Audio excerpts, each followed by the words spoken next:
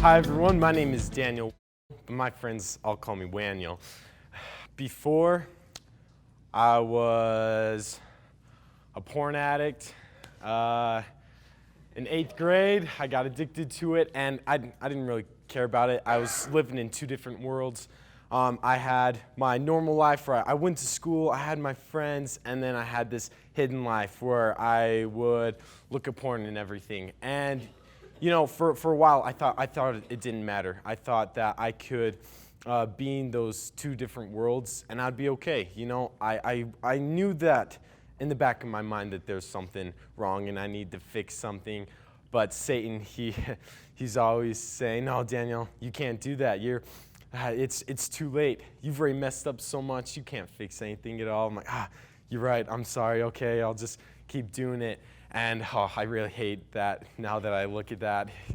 And my grades started going down. Like, now that I look back, I can notice so many things. Relationship with friends and family, everything was just going downhill. But now that I know how to fight against Satan and I recognize everything in my life, I see the impact that I have on other people. You know, Satan always told me that I wasn't a leader because I was addicted to pornography and masturbation. But I know now that I am a leader. I mean, I'm vice president for my school next year, SBO, and I do have a calling in this life. I know that everything that I do, people see, and I like that. Oh my gosh, I love people watching me. I love being in the spotlight. I'm not going to deny that at all. You know, oh man, it is so much fun to be up here. It's so much fun to be up here right now talking to you guys. I love it. I love seeing the joy on other people's faces when I do something crazy and weird. Like, oh, what is this fool? What's he doing? Like, that's right, I am a fool, but I'm the good kind of fool because I know that everything that I do, I'm doing it for a purpose. I'm doing it to help other people. I notice that the world doesn't see things the way that we do, but I can impact them still. I can still do things to help them that they won't even realize at all. And I love that. I love that gift that God has given me. And I'm so happy for that. I finally graduated this program 2 weeks ago. It took me a year to graduate it. Thank you.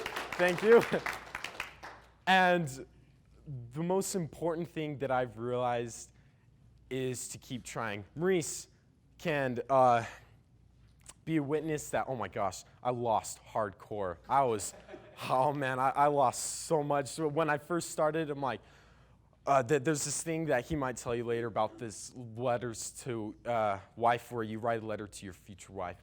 And I'm sitting there, I'm like, I'm going to get this first try. I'm going to go straight through the program, 12 weeks, and I'm going to nail it. I got to like week 8, and boom, Satan nailed me, and I lost. And then after that, I just kept losing. For like 6 months, I just lose constantly. And I was almost losing hope. And then finally, I started winning again. And one day, Maurice asked me, what's the importance of losing and getting back up again? And I'm like, dang, do I know this answer? And I thought about it for a while, and then I got this wonderful inspiration. And like, yes, there is a purpose for losing. There is a gift in losing. Because yes, it does suck when you lose and you have that guilt pressed down upon you. But then you realize, no, I'm better than this. I can get back up. I can go strong. I will fight Satan. I will defeat him because I know who I am. I know that I'm a son of God. I know that he loves me, and I know the impact that I have on the people around me, and I will not let Satan push me around like he thinks that he can because I know what I can do. I know the impact that I have on him. I know how much I make him scared because I know the type of person that I am. And so every time he makes me trip up and I lose a battle, I'm like, all righty, Satan, okay, good job. I'm proud of you for doing that to me because now I know what you're going to do and I'm ready for it next time. So bring it on, you son of a gun. And that's what I love about this program. You know, it is about becoming addiction-free and not being addicted to it anymore, but you become a better man. And that's what I really love. one of my favorite things to do against Satan is when he attacks me, I do my flagpole, and I get him out, but then I dominate the situation. Then I pull out my cell phone, and I'm like, okay, Heavenly Father, tell me when to stop. And I scroll through my contacts, and then boom, there's a name right there. Most of the time, it's a girl's name. No, it's always a girl's name. I tap on that, go to a message, and I start typing, just have the Spirit just feed right through me. And I'm just telling her how amazing she is. Just boom, boom, boom, boom, boom, boom, boom, like, you're so amazing. I love the way you smile. I love the way that you stand up for what is true. And I know that you're an example to everyone around you, even though that you don't know that all. And I hit send, and just whoosh, I get washed, just get flooded with the Spirit. I'm like, take that, Satan. Oh, you got nothing on me, pal. I just made this girl's day, and there's nothing you can do about it. Stop it. You want to know why? Because you don't have a body. I have a body, and you can't do anything to stop me at all. And I love it so much that I can impact a woman's life like that. And that's what I've become. So, thank you. I mean, I've always kind of had a leadership style personality. I mean, I figured that out in kindergarten. I'm like leading groups with crayons and stuff, and like, oh yeah, I'm cool, and I'm 6.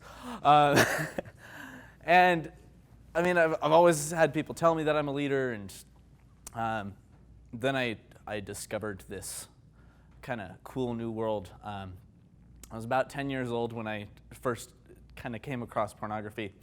It was in the summer. My parents were divorced when I was really young, and so and then I moved to Utah, so I actually went back to my dad's house in Washington during summer and spring and Christmas break. So that's when I got to see him. But I discovered this thing one summer, and I mean, didn't really know what it was.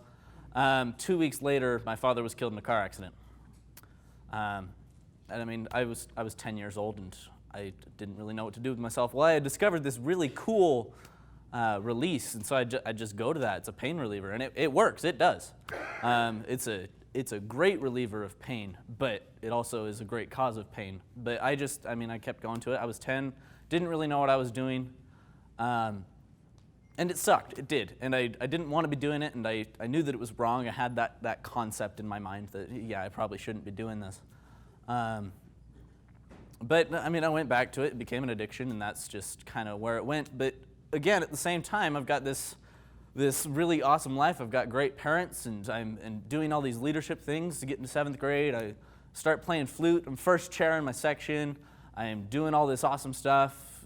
Get into high school. I'm in seminary and still doing all this awesome stuff. And I've been blessed with this ability to really understand the gospel and kind of how it works. And gospel principles just stick with me, and that's cool. And I can explain them to people. And I'm doing all this really awesome stuff, but I've got that one thing. And people are always telling me, no, you're a leader, you're doing all this cool stuff. And I'm like, yeah, that's great, but I'm broken. And this sucks. And I don't want to tell anyone about it. It's embarrassing, and you hate it. And I'm just trapped. And like Daniel mentioned, it's kind of this hidden life. You've got 2 lives that you're living here. You've got this really incredible life where you're being a leader, and you're doing all these amazing things, and people look up to you. They see you walk past in the halls, and I'm like, that guy's awesome. And I'm like, yeah, that's great, but I'm not. I'm not awesome. I've got that one thing. And I can't figure it out. Finally, something clicked in my mind, and I told my parents about it. And we went to therapists and counseling and hypnotherapy and doing all of this stuff, trying to get me figured out. And that was great, but nothing worked. And I kind of went back and forth between being honest about it and lying about it. It's like, oh yeah, Mom, I'm going strong. I've gone for a month now, and in the meantime, I'm actually losing all these battles. And I wanted to not hurt her, so I didn't tell her, of course, because I don't want to hurt my mom, and I know how much it hurts her. Well, I thought I knew how much it hurt her. I know a lot more now. But I didn't want to hurt her, so I didn't tell her. And then a couple months would go by. I was like, yeah, I'm actually still struggling with this. And I'd be honest for about a week, and no, I'm doing fine. And I'd do that, and I'd keep going back between that honesty and the lies. Finally, one day she discovered an email that I had sent to myself. I left it open on her computer, and she found some stuff, asked me about it. And yeah, I'm still struggling with it. And so this time she decided to do some research, and we found Sons of Helamen. My first impression was, let me get this straight. You want me to go to a group with a bunch of guys who are all porn addicts and talk about it? No thanks. Showed up anyway. I'm just like, all right, fine, I'll do it. I was willing to do it, and got there, and first thing that they said to me was, "What are you in for?" Okay, and just broke the ice, and it was great. And then I just kind of went through the program, and again, I'm a graduate now, and it took me a few months, but I got there, and now I'm in a really good place, and it just, I guess it was, I know what it was. When Maurice implemented manpower into the program and made it required, I went straight to 12 weeks. I started doing manpower, and I'm sure we'll talk about that later. But that's what did it for me, is that constant routine. I've never been good with journaling. I've never been good with reading my scripture, saying my prayers. I've got that down now. It's every single day without fail. I am really good at that. I was not that kind of person. That's not part of my personality to be organized. I'm totally ADD. I'm everywhere. Furthest thing from the OCD it gets, and like, no, I don't want to do all that stuff. That's every once in a while kind of thing. It's every single day now. So that's what really helped me get to where I'm at. And now I'm in this really cool place, and the thoughts of I'm broken turned into I'm a genius, and that's awesome. I like being a genius. I know Maurice can second me on that, because he likes being a genius too, and that's awesome. And I'm not going to buy into that too much, because, you know. I am, and I've been able to help people, and I'm working with boys and helping them through the program, and I'm a general now, and so I'm in a place where I can do that, and it's awesome. And I'm fighting so that they can fight, and just kind of changing their lives and changing my own life and just making it better and better and better. So the principles of this program, they really do work. And it's not just addiction. You can apply the principles of manpower and the goal setting and everything we do in group to every aspect and every area of your life. And it really is truly incredible. So that's my story. So like you said, my name is Skylar. I am a completely different person, I guess, is the biggest thing to say. I started out, I first just want to state, so just listening to those two guys, I was sitting up over there thinking like, wow, these two kids are so awesome, but I mean, those two are very different from each other, and I am super different from them. And I just want to state, like, it doesn't matter what type of a person you are, you know, like the program and everything, and, you know, being able to use the atonement of Jesus Christ builds you to be the best person that you are, right? I mean, that is their personality, and this is my personality. You know, it doesn't you know, make you a certain way. It just uplifts your personality. I just wanted to state that, you know, all three of us are very different, but it still takes us to an incredible spot.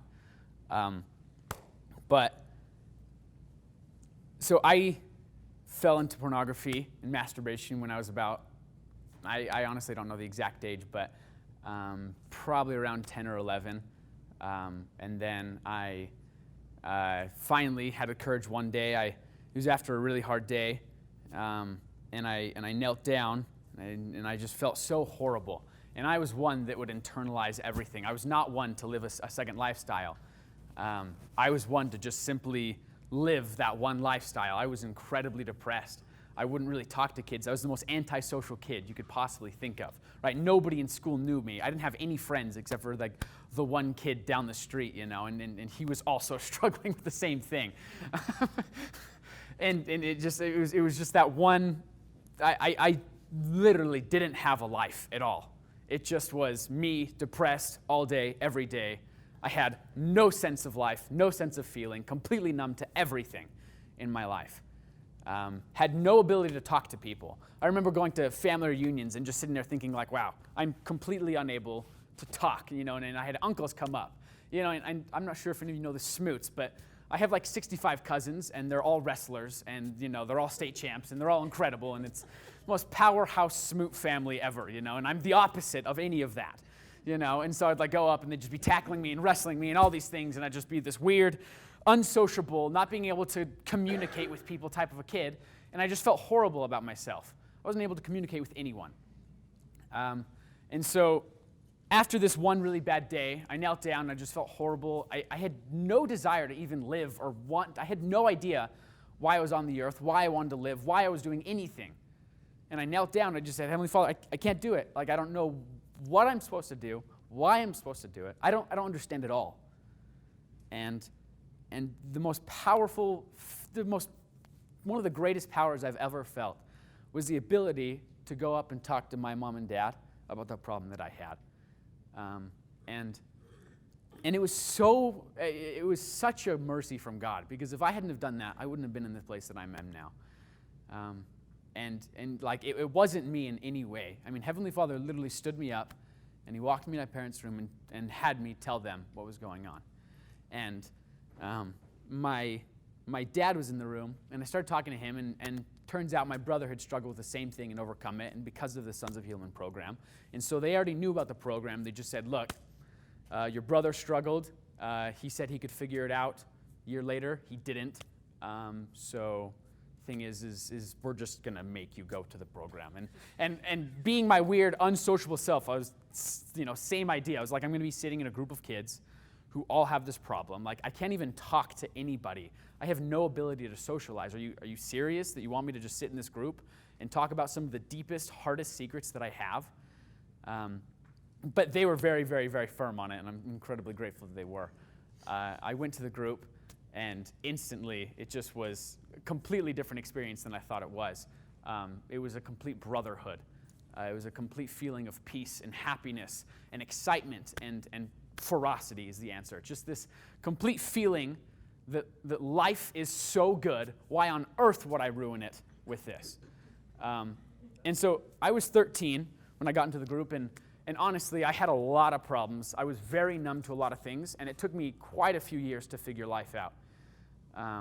And so right around the age of 16, I started to actually, I stopped lying to everybody. I would lie and lie and lie, and then I'd feel so much guilt that I'd just be like, okay, I messed up once, even though I had been messing up the entire time, and go back to week 0, and Maurice knew that the entire time, but didn't say anything.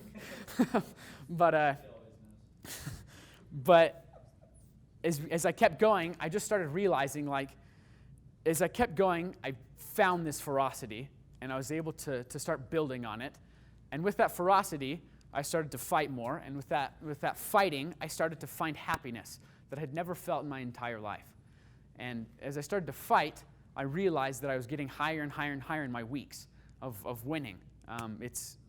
So I was about 16 or 17 when I graduated, and at that point, I had realized right on my graduation day that I was a completely different person than who I was when I started the program.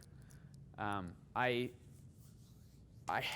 still, coming out of the program, I wasn't, nearly what I am today, but I graduated, and I had power behind the words that I said. People listened to me in group and wished that they had that power that I had. And that feeling that I had was the most incredible feeling I'd ever felt. And so I finally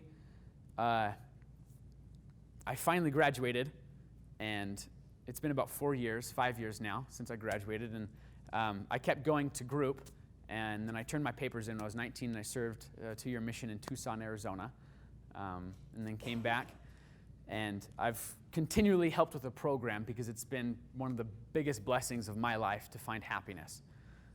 I've been kind of in contact and doing many different things with Sons of Helamen program, and it really has blessed my life in so many different ways. And then one of the biggest things, I guess, is you're constantly talking about your reasons for fighting. And when I first started the program, I had no reasons for fighting. I had no reasons to actually give up pornography. I had no reasons to care about life. And I did. I had reasons. Like there were actually reasons, but my brain couldn't think of them, and I didn't understand, and I was numb to whatever those actually meant. And so now I can tell you very powerfully that I'm fighting for my future wife. I'm fighting for the ability to look at my kids one day and have the feeling that I'm worthy to be their father. I'm worthy to help them grow and progress in this gospel. I'm worthy to have an incredible wife, and I'm excited for the ability to find and meet that incredible woman. And before, I didn't see myself as someone who was ever worthy or ever worth a really, really good woman. But now I have the confidence and the power to say that the Heavenly Father is preparing me for someone truly incredible. And I'm fighting for her. I'm fighting for the ability to have that wife and show her that she's the most incredible woman on the face of this earth. And so the biggest thing that I learned in Sons of Helamen is my potential, my reasons for fighting, the ability that I have to truly help other people. I know that if we constantly in this world see the eternal perspective, why we're on this earth, why we're fighting. I mean, Satan's so many times come into your head, just mess up, just give up. That would, at this point in my life, if I just gave up and just fell away from the church and just started losing again, literally every single thing I'm going for in my life right now would be ruined. Everything. Everything that I seek for right now is happiness, peace, trust, being able to be as much like Christ as I can. And if I started to lose, that would ruin everything. And with that idea, it's so much easier to win. It's incredible. So that's the biggest thing I learned is the reason for fighting is truly incredible. And when you're able to find that, and I kind of want to just answer you had the question that, if you don't have these siblings, if you don't have that, what is that ferocity? My ferocity, personally, is my future. In the next 60 years of my life, being an incredible 60 years. I'm not going to just sit around for the next 60 years. I'm going to be an incredible human being. I'm going to do everything I can in my power to stick it to Satan, to make sure people who are around me know and feel that they are loved, and make sure that it's just a good 60 years. And so that's what I learned.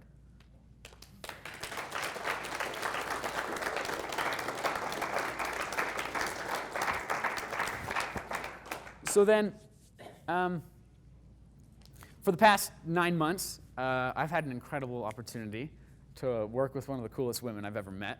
Her name is Karen Broadhead. She's over there. And we had this opportunity. I'm kind of in and out working for Maurice, and I was in a meeting, and Karen had this idea where she just kind of said, you know what? I want to build this, this another organization, this other group, just for kids in the morning to kind of prepare them for missions and just get them psyched up, and we're going to call it Wake Up the Warrior, and we're going to get people psyched. You are going on missions and who had just come home from missions, and just kind of this little awkward stage where people are at, and we're just going to help them be powerful. And so I was able, for the last few months, I guess it was about 6 months ago, but in those 6 months, I've gained an incredible appreciation for this woman.